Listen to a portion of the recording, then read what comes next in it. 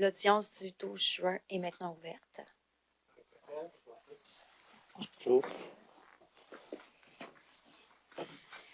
Identification des parties pour les besoins de l'enregistrement. Bonjour, Marie-Claude Sarrazin pour la commission. Bonjour, Alexandre Thibault pour la commission. Bonjour, Kiki pour la commission. Bonjour, Éric Desaulniers pour la commission.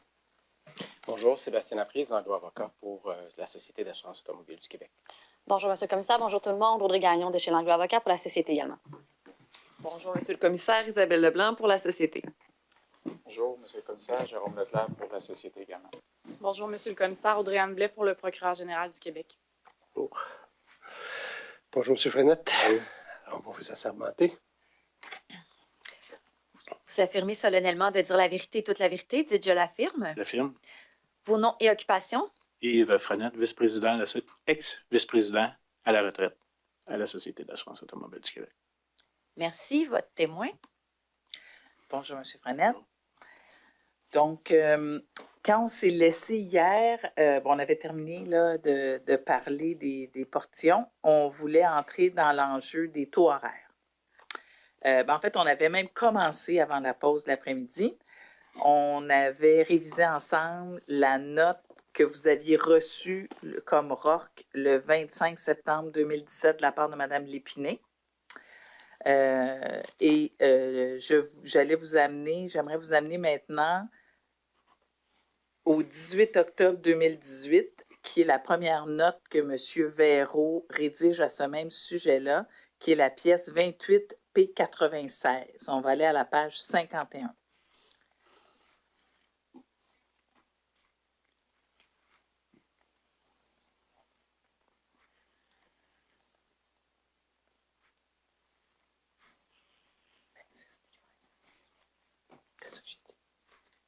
Ah, 26 P96. Je m'excuse. Il semblerait que j'ai dit 28. Donc, et on se rappelle que l'enjeu des taux horaires, c'est le fait qu'on utilise plus que autorisé dans le contrat le taux horaire d'expertise de pointe qui est à 350 $ l'heure plutôt que 89 $ l'heure. Donc, vous avez devant, on va avoir bientôt la note, la note du 18 octobre 2018 de M. Véraud.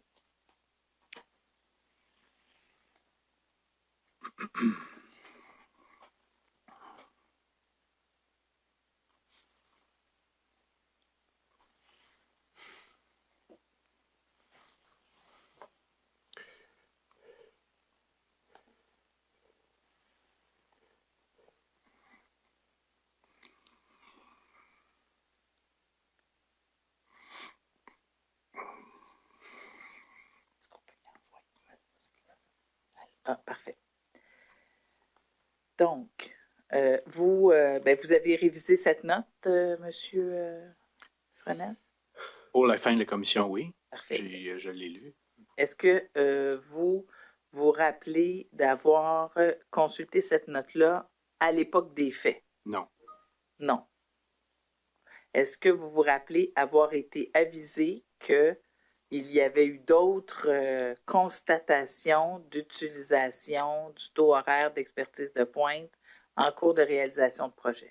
Oui, moi, je l'ai. Mon point d'attache par rapport à ça, c'est la direction de la vérification interne qui éventuellement nous informe, qui fait des travaux en collaboration avec le deuxième niveau, là. C'est plus là que j'ai reconnecté avec le dossier des taux horaires en tant que tel. La directrice du contrôle et des opérations financières à l'automne 2018, qui est-ce? Je crois penser que c'est Sylvie Chabot. Parfait. Et Mme Chabot, elle, relève de qui? La directrice générale, la direction générale du contrôle organisationnel. Peut-être que les mots ne sont pas justes, mais je pense que c'est ça, là, oui. Et qui est personnifiée par qui? Francine Lépiné.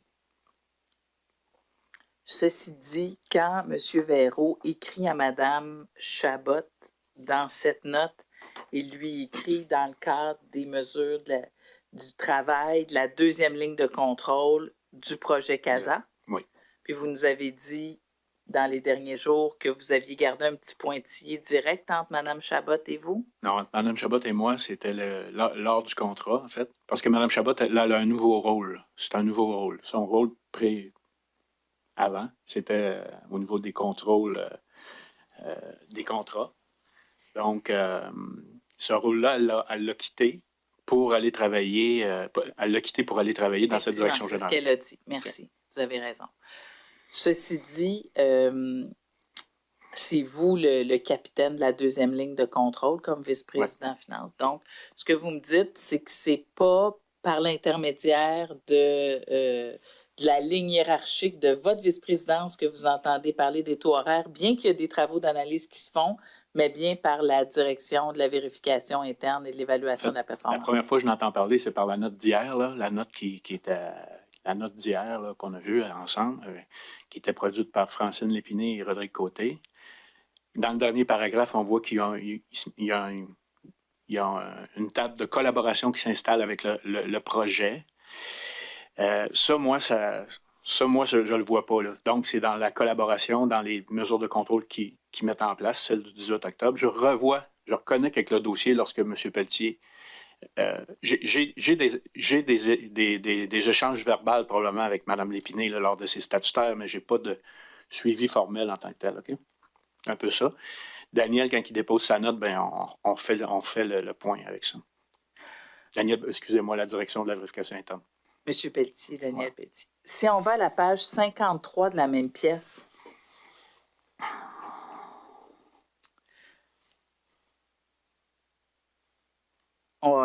oui, effectivement, le picot, voilà. On peut lire au deuxième picot. C'est bon.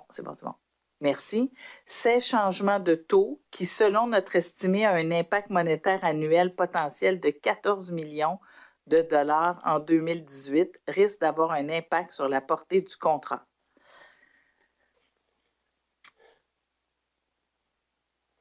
Vous n'avez pas été avisé de chiffres, non. Non.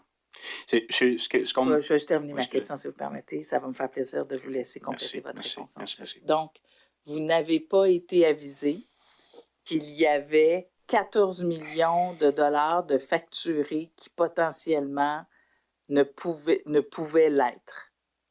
Non. À ce moment-là, moi, quand je discute de ça, les taux horaires, ça reste qualitatif. Donc, on travaille, la table de coordination, on a des enjeux avec les taux, mais j'ai pas de souvenirs, j'ai pas de tableau chiffré qui me sortent là, à ce moment-là. Mais donc, où il y a eu une faille dans le processus, parce qu'hier, vous nous avez expliqué que votre vice-présidence avait comme responsabilité, avant d'émettre un paiement à l'Alliance, de s'assurer que tous les éléments de contrôle, dont certains étaient la responsabilité de la première ligne du projet et certains étaient la responsabilité de votre équipe comme deuxième ligne du projet, de s'assurer que c'était fait avant de payer. Et là, il y a une note dans votre vice-présidence qui énonce qu'il y a probablement 14 millions de dollars qui ont été payés en trop, puis vous n'êtes pas avisé. Oui. Donc, il y a quelque chose qui n'a pas fonctionné dans le processus ou c'est normal que vous ne soyez pas avisé qu'il y a 14 millions de dollars en trop qui ont été payés à l'Alliance? Je vous dirais, ici, j'essaie de comprendre. Dans le fond, l'impact monétaire annuel potentiel, le mot potentiel est peut-être important dans cette note-là, mais je ne peux pas l'interpréter, je ne l'ai pas vu. OK? En termes de contrôle, je vous dirais que pour agir là-dessus, la Direction générale de contrôle n'a pas nécessairement besoin de l'appui du vice-président. Là. Les contrôles en place doivent fonctionner normalement. Ce que je veux dire, ils n'ont pas besoin de venir me voir avec une autorisation pour être capable de gérer ce cas-là. La direction générale, même la direction qui fait les chèques en tant que telle, ont normalement ce qu'il faut en main dans les contrôles pour non seulement lever le drapeau, mais agir. Est-ce que je comprends qu'il n'y a pas eu de réaction? Les paiements ont continué de se faire? Je ne le sais pas.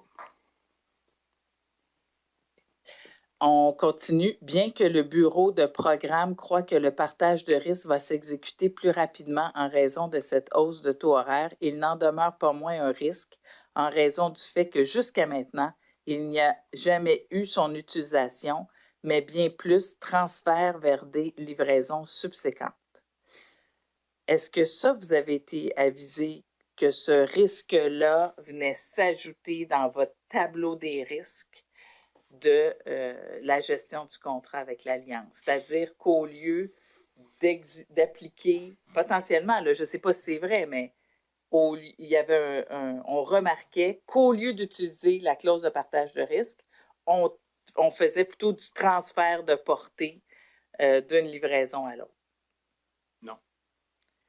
Mais de votre connaissance du contrat du projet, vous êtes d'accord que c'est un risque qui aurait été important de vérifier? Ouais.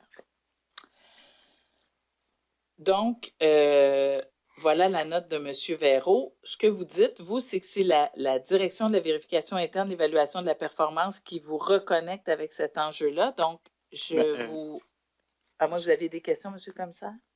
Non, ça va pas. J'ai cru entendre un peu. Non, j'ai pas de questions. D'accord. Du point de vue formel, c'est la direction de la vérification interne.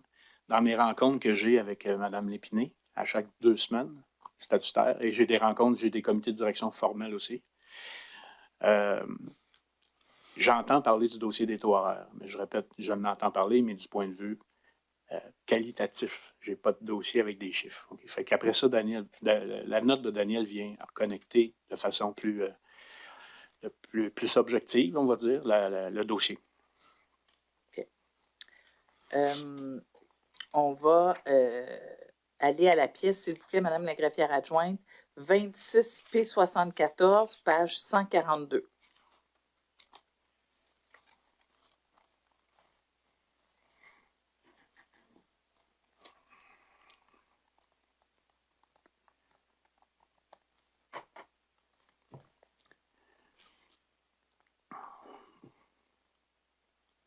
Voilà. Il faut aller à la page 142. Donc, c'est la note au comité actif-passif vérificace. C'est ça, c'est l'alias de notes au comité. Non, je sais, mais vous voulez attirer l'attention des mois, juste le dire. Et c'était pas la bonne date, c'est pour ça que j'ai spécifié la page. Je pense toujours aux pauvres sténographes, moi. C'est pour ça que j'essaie. Moi, j'avais vu que la date n'était pas bonne. Donc, OK, 142, c'est directement le texte. Est-ce qu'on peut remonter? Plus bas, on me dit. Non, mais si on veut voir la première page de la note. Voilà, merci. Donc, pour le pauvre sténographe qui doit nous retranscrire, donc, c'est une note au comité de vérification et de la performance et au comité des technologies de l'information de la part de M. Daniel Pelletier à titre de directeur de la vérification interne et de l'évaluation des programmes, daté du 4 décembre 2018. Ici, on va à la page suivante, au 4e paragraphe. On peut lire. Dans le cadre de nos travaux, nous avons vérifié le processus d'analyse des risques reliés au contrat et au projet et nous en sommes satisfaits. Nous avons... Non, c'est pas ça. Oui, c'est ça, OK. Nous avons également partagé avec la 2e ligne de maîtrise nos observations et nos préoccupations concernant les risques. La reddition de compte du projet et la gestion du contrat et des analyses sont en cours, notamment sur les taux horaires utilisés par l'Alliance dans la facturation. Donc, vous dites que c'est cette note qui vous reconnecte avec l'enjeu? En fait, oui, parce que normalement, la direction de la vérification interne passe aussi par le comité de direction du projet. Cette même note-là de mémoire circule aussi parce qu'il y a un point à l'ordre du jour là-dessus. Donc, comme membre du comité de direction de directeur de projet, j'ai cette information-là. Ce que j'en comprends, c'est que l'équipe de la direction générale du contrôle avec l'équipe de la direction de la vérification interne sont en collaboration là, pour comprendre les analyses là, et l'ensemble de ce qui est marqué dans la phrase là, au complet. Là. Et donc, quand M. Pelletier écrit son équipe a partagé avec la deuxième ligne de maîtrise ses observations et préoccupations, est-ce que c'est avec vous personnellement? Non. Daniel, dans le fond, Daniel Pelletier, le directeur de la vérification interne, lors du comité de direction, je peux avoir des échanges avec lui, mais on n'échange pas sur le détail du dossier en tant que tel. Ça se passe au niveau des directions, la direction générale. Ça peut être la direction ou la direction générale sur le détail des informations qu'il peut posséder. Là. Okay? Donc, moi, mes échanges que j'ai avec Daniel, c'est plus exécutif. Après ça, les équipes de direction se mettent en mouvement ensemble pour fouiller les dossiers. C'est comme ça que ça fonctionne. OK. Donne-moi juste un instant. Parfait. Et à votre connaissance, comment va se régler cette question des taux horaires? Ce que moi j'ai comme information de la direction générale à ce moment-là, c'est qu'il y a, j'ai pas le nom exact, là, il y a une table de coordination quelque part entre le premier niveau de contrôle et le deuxième, pour adresser l'ensemble des problématiques. De mémoire, ce qu'on me dit, c'est que beaucoup des enjeux de documentation, là, ben, quand je lis les dossiers, il y a un petit peu plus que ça. Là. Quand je lis les notes que je n'avais pas vues, je vois qu'il y a plus que ça, mais on me dit que c'est beaucoup de la documentation, du retard de la documentation, des choses comme ça. Donc, la table de coordination travaille. J'ai pas... donc, avec Mme Lépinay, j'ai cette discussion-là, soit en statutaire, soit en comité de direction, mais je pense que c'est plus en statutaire. Là. Okay. Mais de mon niveau, je n'ai pas plus d'informations. En fait, c'est que les travaux avancent avec la table de coordination, on documente et on réalise le plan qu'on avait, la coordination qu'on avait installée, là, la première note qu'on a vue hier. Là. Y a-t-il quelqu'un qui a comme un bouton rouge, un frein à main, quelque chose, pour, à un moment donné, dire, là, les risques qu'on nous parle atteignent un niveau en dollars qui sont trop élevés, on arrête les paiements. Le temps qu'on clarifie la situation. Le bouton rouge ne semble pas avoir fonctionné, là. La direction générale du contrôle. Parce que moi, quand il arrive une situation comme ça, OK, j'ai une direction générale de contrôle là, que j'ai installée dans l'organisation. Donc, mon réflexe de vice-président, c'est sûr, je me retourne d'abord puis j'envoie ça à la direction générale de contrôle avec tous les pouvoirs qu'ils ont pour installer et faire fonctionner les contrôles dans l'organisation. Et c'est eux qui sont dans le dossier actuellement, là, c'est ce qu'on voit. Donc, le bouton rouge, pour moi, mon bouton rouge, c'est d'envoyer mes pompiers. Hein. Les pompiers, c'est cette direction générale-là, qui m'informent qu'ils sont en mouvement, qui sont en travail avec le premier niveau de contrôle et qu'il y a une documentation qui s'installe et une justification. Donc, c'est comme ça que je suis informé, là. Mais donc, quand la direction de la vérification interne vous êtes avisé de la situation par la direction de la vérification interne, vous ne demandez pas à réviser le dossier au complet? Je n'ai pas demandé à réviser le dossier au complet. Comme je vous dis, mon pompier, c'est la direction générale du contrôle. Donc, j'ai un niveau de confiance par rapport à ça. Peut-être qu'il est sûr, peut-être qu'il n'est pas au bon niveau, mais c'est le réflexe qu'on a dans l'organisation d'aller vers eux pour avoir... et ils font le travail, parce qu'on voit que dans les notes, on voit qu'ils font le travail, parce que M. Véraud, entre autres, fait le travail. Il y a du travail qui se fait. En termes de règlement des enjeux qui sont nommés, je n'ai pas d'informations, là. Okay? Il n'y a pas d'informations du comment. Ce que je vous informe, c'est que la table de coordination, il y a possiblement des échanges formels entre les deux équipes. Mais c'est parce que la façon dont vous décrivez ça, vous êtes un peu une victime passive de l'information qu'on veut bien vous donner, mais c'est vous le capitaine. Vous êtes le vice-président. Ouais. On vous dit, il y a une surutilisation des taux horaires. Il y a l'information dans votre vice-présidence que ça peut représenter 14 millions par année. Puis vous dites, je sais qu'il y a des analyses qui se font, vous ne vous interrogez pas. Comme vice-président de finances, la première question que vous posez, c'est pas, ça représente combien, ça? Si, je vous dirais qu'on a peut-être manqué à ce niveau-là. Le directeur général de la vérification interne, Daniel Pelletier et moi-même, peut-être que l'enjeu On croyait puis peut-être qu'ils l'ont réglé, l'enjeu. Là. Comme je vous dis, j'ai pas la suite de ça. J'ai le diagnostic que ça ne fonctionne pas, mais j'ai pas le règlement de ça. Moi, j'aimerais juste comprendre pourquoi vous accrochez M. Pelletier avec vous. Là. OK, c'est ce que au niveau stratégique, le geste qui aurait pu être posé, c'est d'engager une autre équipe pour venir aider ces équipes-là, mais ce geste-là n'a pas été posé là. Okay, Oui, mais c'est pas M. Pelletier qui pouvait poser ça. Non. C'est vous. Oui, dans les discussions qu'on a, oui. Parce que... Fait que je me dis, moi, mon réflexe, c'est d'aller vers mon pompier. Mon pompier me dit, j'ai des tables de travail et ça me semble fonctionner. Donc,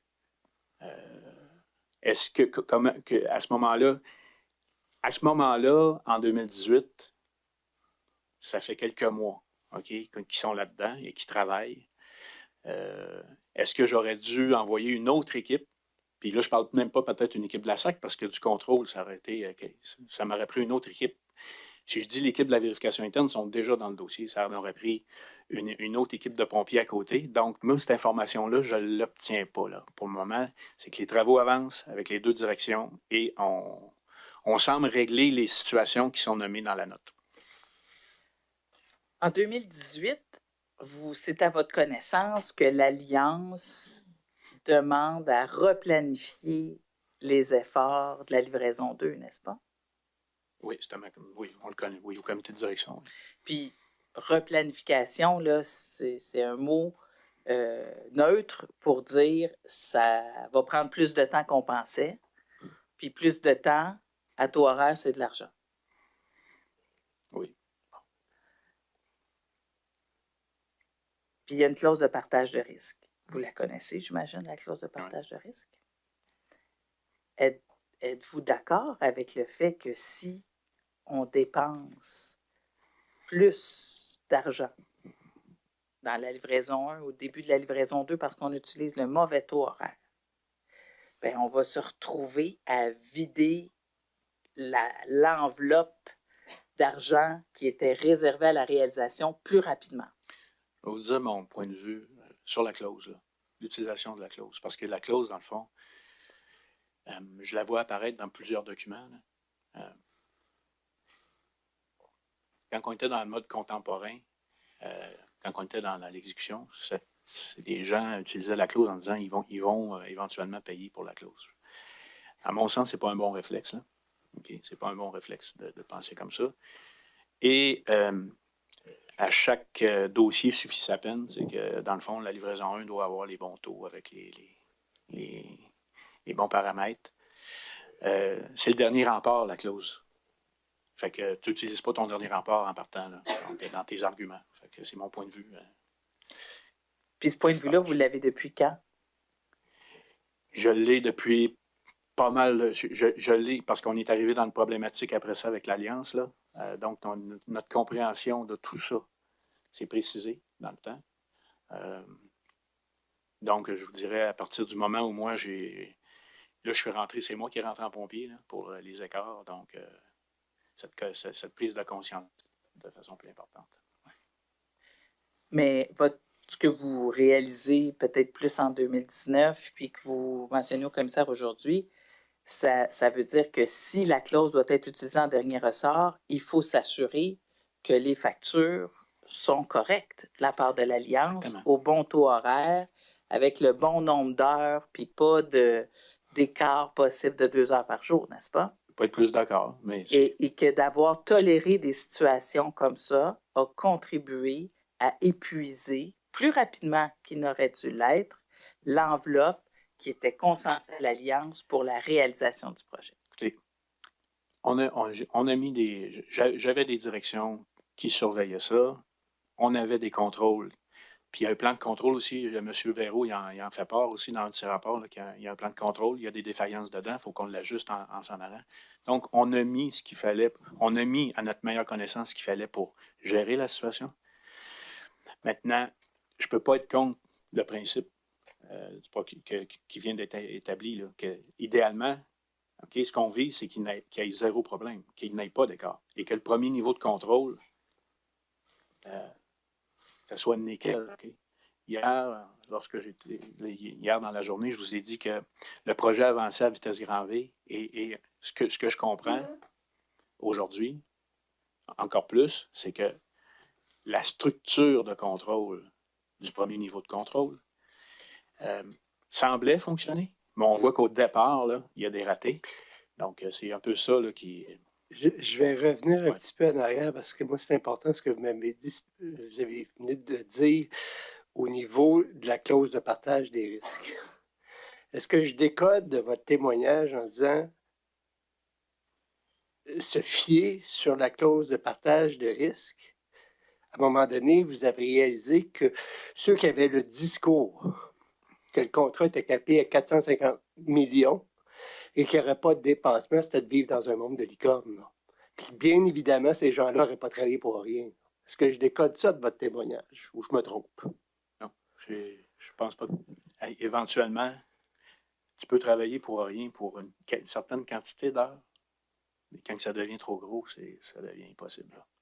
Selon moi. Selon le comptable que mon j'ai devant point de moi vue. aussi. Là. Selon mon point de vue, là, et ça va devenir, Monsieur le commissaire, plus qu'on avance, les étapes de réalisation du projet sont de plus en plus risquées. Ouais. Donc, quand on arrive proche du Go Live, ou dans le Go Live, puis que l'Alliance est... Je ne sais pas ce qui s'est passé, mais hypothèse qu'elle est à zéro tarif, ben, t'es sur la table d'opération, mais ton chirurgien, il n'est pas payé. Donc, ça nous met dans une situation à risque. Puis là, je vois très candidement, là, je répète qu'on était dans un projet pilote innovateur et on apprenait en s'en allant. Mais là, cette clause-là, qui se trouve être un concept innovateur, mais ça ne peut pas être une clé à tous les mots. En fait, ce que vous dites, c'est que la clause de partage de risque est un bon filet de sécurité, Un rempart, oui. un rempart, si on a bien appliqué toutes les autres clauses de paiement et d'exigence de taux, etc. avant. Il y a ça, il y a plusieurs paramètres. Là.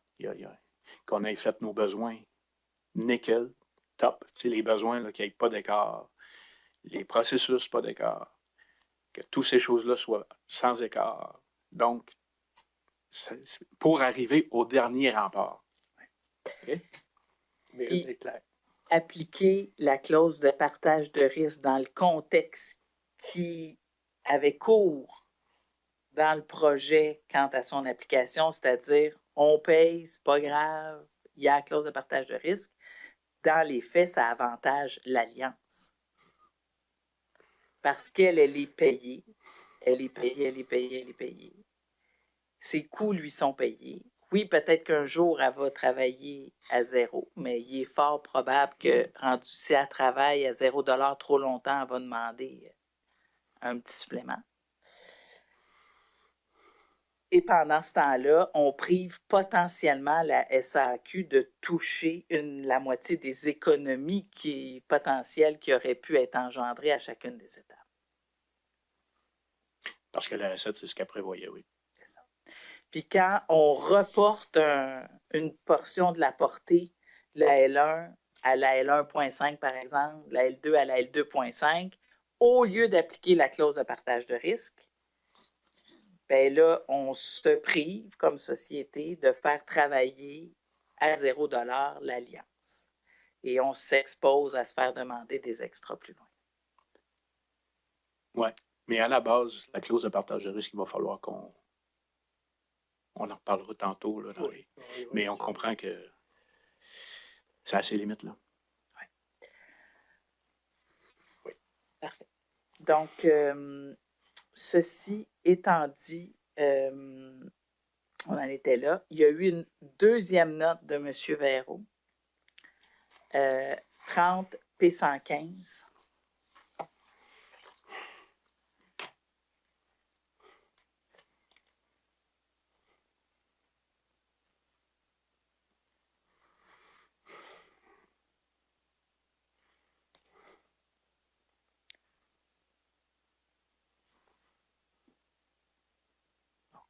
Donc, c'est une note à la directrice du contrôle organisationnel et à la directrice générale des finances et du contrôle organisationnel. Là, est-ce que c'est que la même personne a maintenant 2 titres ou on envoie la note à 2 personnes? Si vous vous en rappelez. Je suis consciente que ça fait 6 ans. Je C'est- vais voir le bas de la note. Ben, Madame Lépinay est là, c'est sûr. Là. Ça, c'est acquis. Est-ce que Sylvie Chabot est encore avec nous dans l'organisation? Je souhaite que oui. Je ne sais pas, peut-être partie. Je ne sais pas. Je souhaite que oui. Alors, je ne sais pas jusqu'à quand que Sylvie est restée avec nous là, dans l'organisation. Mais donc, c'est potentiellement Mme Lépinay, Mme Chabot. Oui. Donc, c'est deux postes, puis c'est probablement, c'est certainement personnifié par Mme Lépinay et peut-être par Mme Chabot. Encore les mêmes personnes, oui. Okay. Donc, on peut, vous avez aussi revisité cette note-là en préparation de votre témoignage. Donc, si on peut aller à la page 3, non, c'est pas vrai, à la page 2, je m'excuse. Ce qu'on voit dans les... Oui, on peut descendre. Moi, je me l'ai fait imprimer. On peut descendre. Voilà. C'est que je comprends qu'il existe la documentation n'est toujours pas suffisante pour justifier des changements de taux. Qu'on a opté pour des déclassements plutôt que de documenter. Là. C'est ce qu'on voit au premier picot noir. Mais que le problème de l'utilisation inadéquate de l'expertise, du taux d'expertise de pointe continue dans la L2. Est-ce que vous comprenez la même chose que moi là, de la note? Quand je la lis, oui, c'est ça. C'est que c'est un... Oui. Est-ce qu'à l'époque, vous avez été avisé en 2019, c'est en mai 2019, que le problème n'était toujours pas réglé? Par votre équipe, par votre ligne hiérarchique à vous. Moi, ce que je comprends de la discussion que j'ai avec cette direction, parce que la note, je ne la vois pas, là. Ça, c'est sûr. J'ai pas de sommet exécutif non plus. Peut-être un enjeu, là. Mais la discussion que j'ai, c'est que ma perception, c'est qu'on n'est pas toujours dans le même problème. Vous comprenez? On a réglé des problèmes, puis on avance, on en règle d'autres. Là, ce que je vois, c'est que ça semble être des problèmes qui percolent, OK? Reliés à la documentation. Donc, le projet, oui, je comprends qu'il avance à vitesse grand V, là, mais ça prend une équipe qui, elle a le pas de recul, on va dire, et qui documente les décisions qui sont prises. C'est ce que je comprends de la note qui est ici. Je ne peux pas en dire plus, là. De mémoire, moi, le senti que j'ai, puis la mémoire que j'ai par rapport à ce dossier-là, c'est qu'il avance. Mais quand tu avances, mais que tu n'es pas dans le même problème, les problèmes se règlent, puis tu as un nouvel enjeu, ça va. Mais quand tu as toujours le même enjeu, ça, je ne me souviens pas d'avoir été informé de ça. Vous n'avez pas été avisé par la DVIEP au comité de direction de projet parce que M. Petit en parle dans sa note de février, lui aussi. Oui, exactement. Et comme je vous dis, la perception que j'ai, c'est qu'on n'est pas dans le même problème, on n'est pas dans le même lot, on n'est pas dans les mêmes histoires. OK? Donc, je ne peux pas en dire plus, là, malheureusement. Si on va à la page suivante, M. Véraud mentionne, si on va les 2 derniers paragraphes de la page, s'il vous plaît. On passe tout, là, parce qu'il y a quand même beaucoup d'enjeux qui sont levés par M. Véraud, mais on parle du fait que la clause 12.5 du contrat prévoit une retenue de 10 % sur les honoraires réclamés par l'Alliance. Or, les factures présentées par l'Alliance ne comportent pas de retenue, de telle sorte qu'ils pourraient être rejetés car non conformes au contrat. La retenue est cependant correctement calculée et appliquée par le bureau de programme. Ça, est-ce que vous êtes avisé qu'il y a probablement... Non, parce qu'on voit que ça, il y a un contrôle compensatoire qui vient compenser. Là, fait que ça, je ne suis pas informé de ça. Ensuite, les honoraires de la firme Ernst & Young sont facturés par l'Alliance au lieu que cette firme comptable facture directement à la société. Cela pourrait entraîner un manque d'indépendance de cette firme, du moins d'apparence. Qui plus est, selon l'annexe M du contrat, la société est cliente de la firme Ernst & Young pour le volet de l'examen indépendant. Ainsi, le prestataire de services pour ce volet est la firme comptable et non l'Alliance. Ça, est-ce que vous êtes avisé de cet enjeu-là? Ça, oui, puis je ne suis pas le seul à être avisé de ça. Fait que, ça, de mémoire, Daniel nous l'a. La direction de la risque en fait, ça, le comité de direction, on était au fait de cet enjeu-là. Puis, peut-être que pour des non-comptables, ça semble anodin, là, à qui est envoyée la facture, mais est-ce que je me trompe pour regard de la norme d'indépendance, de la posture d'indépendance qui est propre au comptable, et surtout quand on agit à titre de vérificateur indépendant, c'est pas anodin qui paie puis à qui on envoie la facture. C'est pas anodin, mais il faut faire attention, là.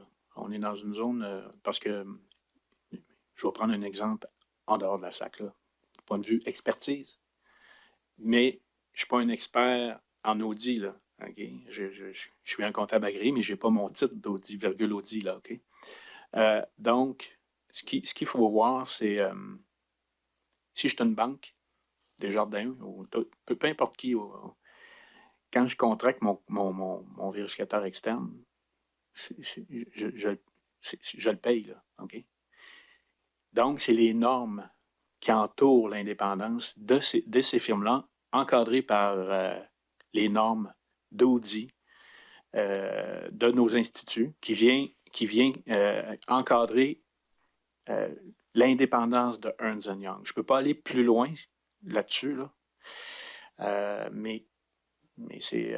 ce que je veux dire, il n'y a pas un lien direct entre honoraires et indépendance, parce que dans le marché, souvent les honoraires sont payés par la compagnie qui se fait vérifier. Okay? Donc, sauf que nous, dans le secteur public, le vérificateur général a complètement l'indépendance parce qu'on ne paye pas, là, on comprend. Là.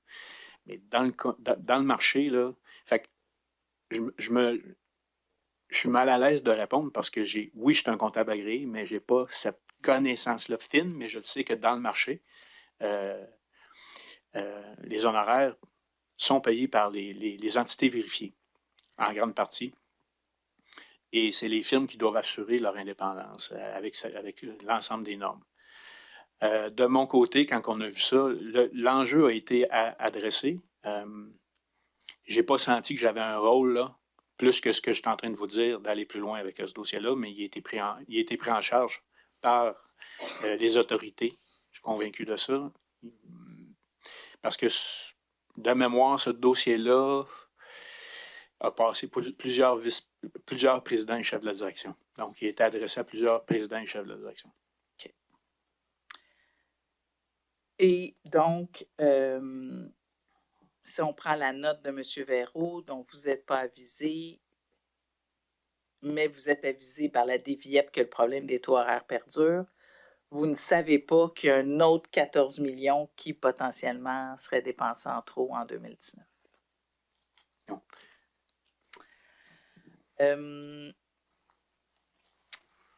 On va rester dans la gestion du contrat, mais on va changer de sujet. On va aller au document 51, s'il vous plaît, Mme la greffière, qui est un rapport d'enquête de mars 2020.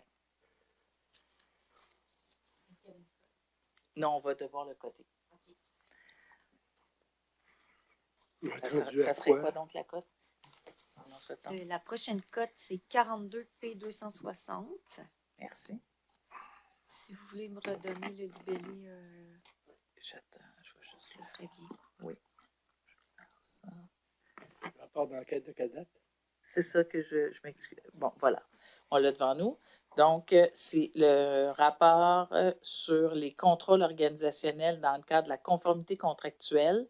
Puis si on défile, on va avoir la date.